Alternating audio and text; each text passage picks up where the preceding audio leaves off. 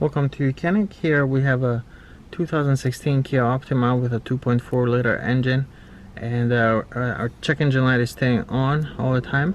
So we're going to take a look at what code is stored, it's active, and then we're going to take a look at what sensor is most likely causing that light. So right here, what you want to do is you take an OBD2 scanner, and a simple scanner will be able to read those codes, and then what you want to do is you go to read codes and press enter, and then read stored codes. Since our check engine light is staying on all the time, we can go ahead and select store codes.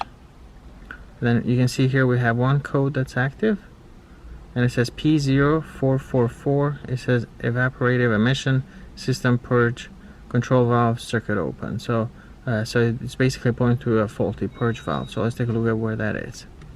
So let's take a look at where that purge valve is.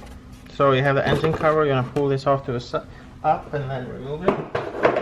Now the purge valve is located right here. That's the purge valve, and that code usually the most likely cause is going to be the purge valve itself that has gone bad. But keep in mind, other possible causes include loose connector or corroded connector here, damaged wire harness, and also maybe in some cases a faulty ECU. Now to replace the purge valve, it helps to remove this air intake hose right here.